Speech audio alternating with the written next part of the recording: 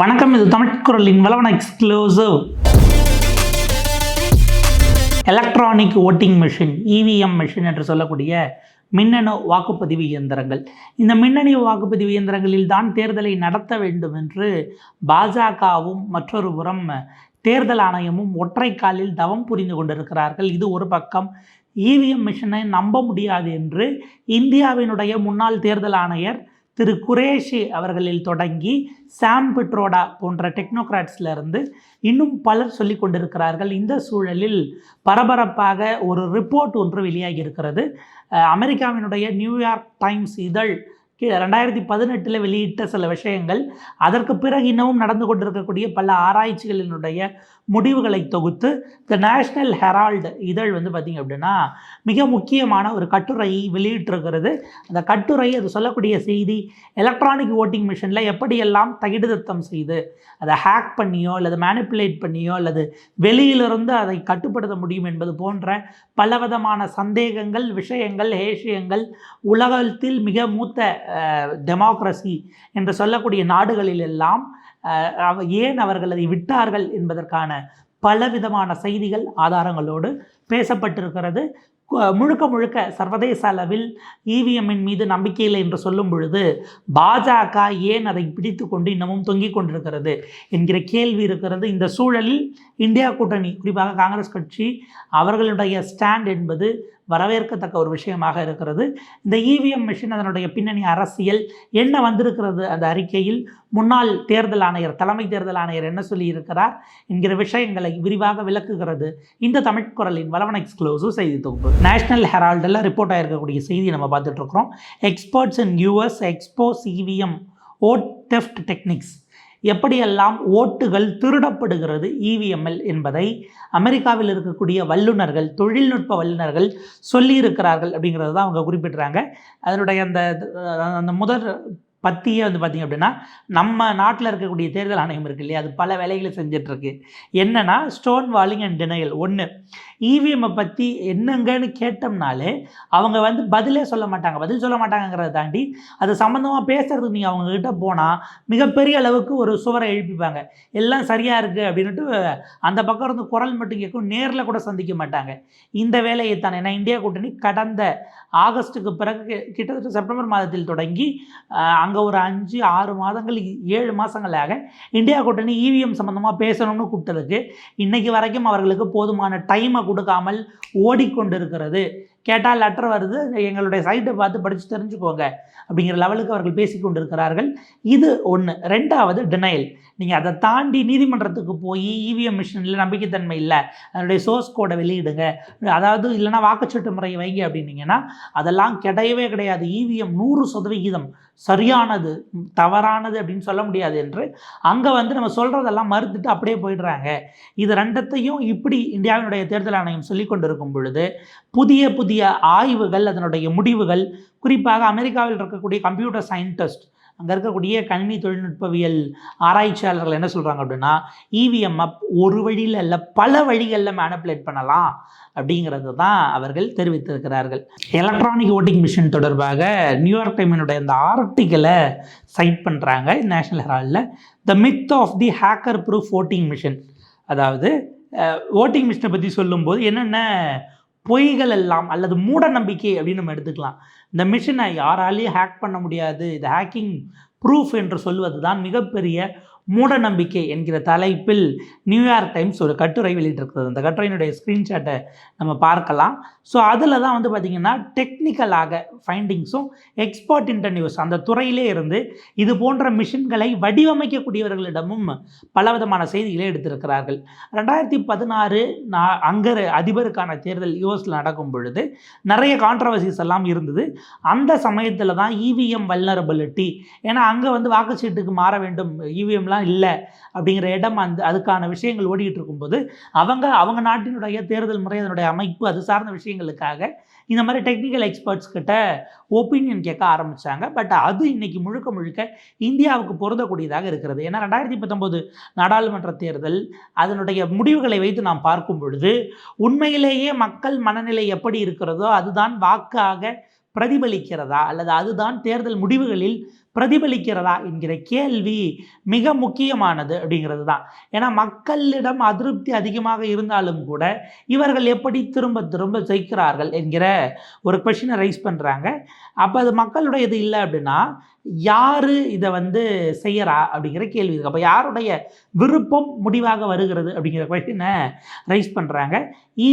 EVM மூலமாகவும் சரி அல்லது பழைய பேலட் சிஸ்டமாக வச்சோன்னா ரெண்டுத்துக்கும் வேறுபாடு இருக்கும் என்று சொல்லக்கூடியதை எந்த அளவுக்கு நம்ப முடியும் அப்படிங்கிற கேள்வியும் எழுப்புறாங்க.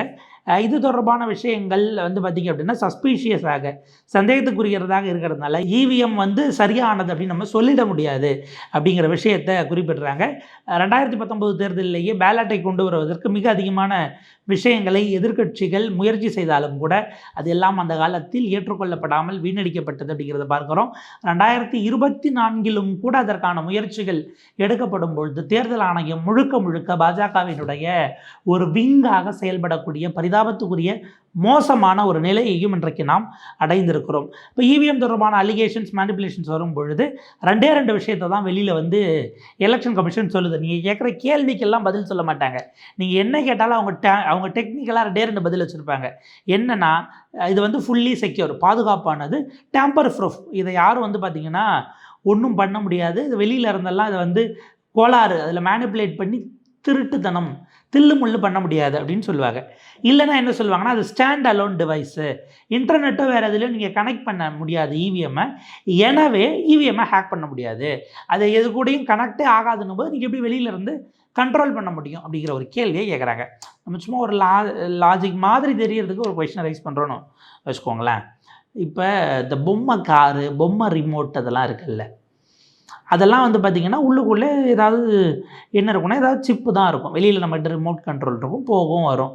அதெல்லாம் என்ன ஒய்ஃபைல கனெக்ட் ஆகுதா, இன்டர்நெட்டில் கனெக்ட் ஆகுதா அப்படின்னு பாமரர்கள் சில கேள்விகளை கேட்டால் அது ஸ்டாண்ட் அலோன் டிவைஸ் தான், ஆனால் வெளியிலேருந்து கண்ட்ரோல் பண்ண முடியுதில்லை அப்படின்னு ஒரு சின்ன உதாரணத்துக்கு குழந்தை பிள்ளையினுடைய பொம்மை கார், பொம்மை ரிமோட் இதை வச்சு கூட நம்ம கேட்கலான்னு இங்கே. இப்போ நம்ம அதை தாண்டி இங்கே வருவோம்.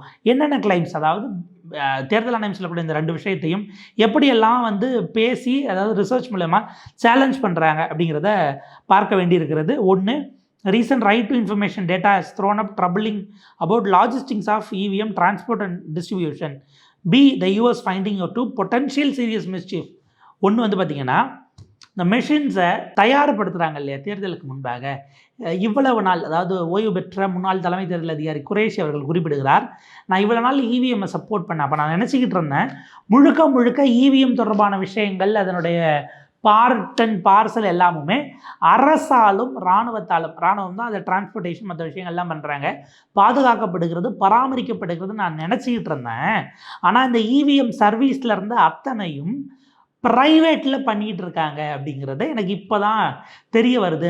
அந்த செய்தியை நான் கேள்விப்பட்ட பிறகு எனக்கு உண்மையிலேயே இவிஎம்மை டெக்னிக்கலாக ஹேக் பண்ணுவதற்கான வாய்ப்பு அல்லது மக்கள் முடிவுக்கு எதிராக மாற்றுவதற்கான வாய்ப்பு இருக்கிறதுன்னு இப்போ நான் சந்தேகப்படுறேன் அப்படின்னு முன்னாள் தலைமை தேர்தல் அதிகாரியாக இருந்த திரு எஸ்ஒய் குரேஷி அவர்கள் குறிப்பிடுகிறார்கள். இப்போ என்னென்ன ஃபைண்டிங்ஸ் அந்த யூஎஸில் அங்கே ரிப்போர்ட்லேருந்து சொல்கிறாங்க அப்படின்னா, டெக்னாலஜிக்கல் அனலிஸ்டாக இருக்கும் கிம் ஜெட்டர் அப்படிங்கிறவர், இவர் இதற்கு முன்பாக 4 விதமான விருதுகளை பெற்றிருக்கிறார்.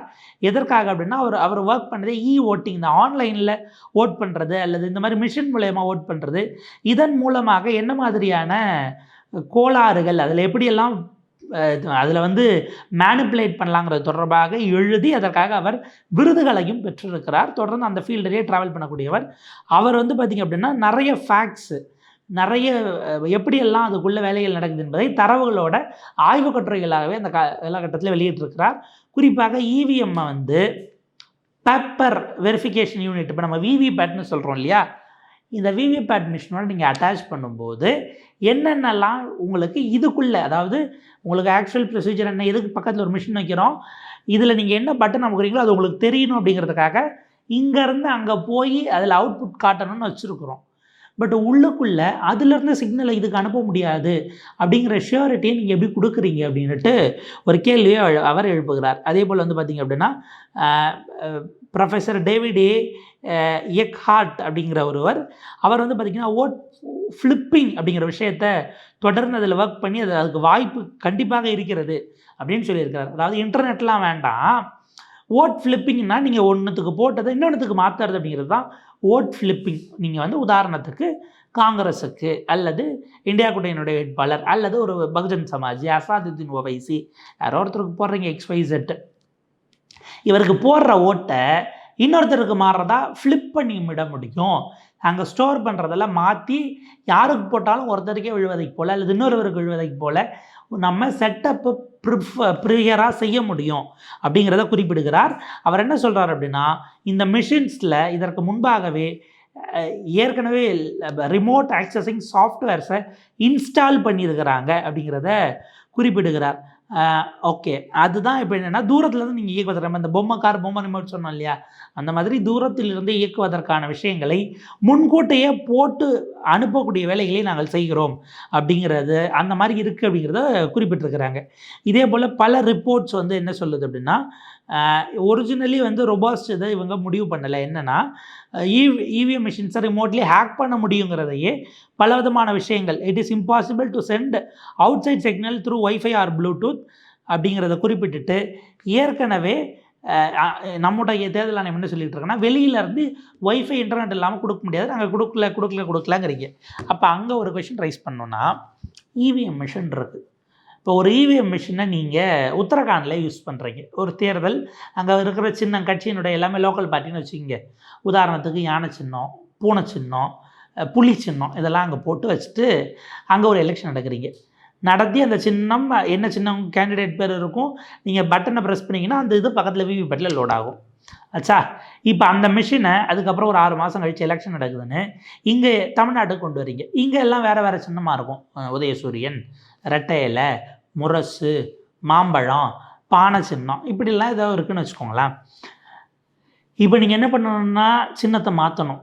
இந்த சின்னங்கிற இன்புட்டை நீங்கள் எப்படி கொடுக்குறீங்க அப்படிங்கிறது தான் கேள்வி. அப்போ ஏற்கனவே இருக்கிற ப்ரீலாக இருக்கக்கூடிய மெமரியை கிளியர் பண்ணிவிட்டு புதுசாக நீங்கள் ஏற்றுறீங்க. இந்த புதுசாக இருக்கிறத ஏற்றுறதுக்கு ஒரு எக்ஸ்டர்னல் டிவைஸோடு தானே நீங்கள் கனெக்ட் பண்ண போகிறீங்க, விவிபேட் இல்லாமல் இன்னொரு டிவைஸ், என்னென்ன சின்னங்கள் என்பதை பதிவு செய்வதற்கு. அப்போ அதிலிருந்து கொடுக்குற கமெண்ட்டு தான் இதில் இருக்கிறத ஏற்கனவே இருக்கிறத மாற்றுது. அப்படின்னா அந்த கமெண்ட்டில் மேனிப்புலேஷன் பண்ண முடியுமா முடியாதாங்கிறத தான் கேள்வியாக எழுப்புகிறார்கள். இதை தாண்டி இது போன்ற இவிஎம் மிஷினை தயாரிக்கக்கூடிய ஒரு நிறுவனம், அந்த நிறுவனத்துக்குள்ளே போயிட்டு அவங்கள விசாரிக்கும் பொழுது அவங்க வெளிப்படையாகவே நாங்கள் தயாரித்த எலக்ட்ரானிக் ஓட்டிங் மிஷினில் ஃப்ரெஷ்ஷாக தயாரிக்கும் போதே வெளியிலிருந்து அதை இயக்குவதை போல கட்டுப்படுத்துவதை போன்ற சாஃப்ட்வேர்ஸை இன்ஸ்டால் பண்ணியே தான் வித்திருக்கிறோம் என்று அமெரிக்காவினுடைய டாப் மேனுஃபேக்சரர், மிக இந்த இவிஎம் மிஷினில் ரொம்ப பெரிய கம்பெனியாக இருந்தவர்கள், ES&S அப்படிங்கிற ஒரு நிறுவனம், அவங்களுடைய அந்த குழுமம் ஒப்புக்கொண்டிருக்கிறது. நீங்கள் அதை ப்ரீலோடட் பண்ணலனாலும் it advise election officials to install it so they could remotely access systems via modem. அதாவது இந்த இவிஎம் பண்ணுறவங்க என்ன சொல்லுவாங்க அப்படின்னா, ஏற்கனவே ஒரு சாஃப்ட்வேரை இன்ஸ்டால் பண்ணி போட்டு அனுப்பிட்டு இவங்க வெளியிலேருந்து ஆக்சஸ் பண்ணுறது ஒன்று. ரெண்டாவது, ஒரு வேளை அப்படி போட மறந்துட்டாங்கன்னு வச்சுக்கோங்களேன், எலெக்ஷன் கமிஷனில் இருக்கிறவங்க வாங்கிட்டு போகிறவங்களுக்கு இவிஎம் மிஷினை பற்றி ஒன்றுமே தெரியாது. நல்லா கவனிங்க, எலெக்ஷன் கமிஷனில் இருக்கிறவங்களுக்கு அந்த மிஷின் எப்படி இயங்கும் போகுங்கிறதெல்லாம் தெரியாது. நம்ம வடிவேல் சொல்வார்ல, அந்த மூட்டை பூச்சியை கொள்ளும் நவீன மிஷின்னுட்டு கையில் கேள்வியெல்லாம் கேட்கக்கூடாது, கேட்டலாக வச்சுருக்கோம் அப்படின்னதும் உரலை எடுத்து உள்ளங்கையில் வைக்கவும், அந்த மாதிரி இவிஎம் மிஷினை வச்சுக்கிட்டு என்ன பண்ணுறதுன்னு தெரியாது, வச்சுக்கிட்டு இருப்பாங்க. அதை கேட்டலாக வச்சுக்கிட்டு இந்த இது பண்ணணும், இதுக்கு முன்னாடி இது சிஸ்டமில் கனெக்ட் பண்ணி ஒரு சாஃப்ட்வேர் இன்ஸ்டால் பண்ணால் தான் ஒர்க் ஆகும், இதை அப்படி இப்படின்னு இதை பார்த்து செய்யணும் இல்லையா.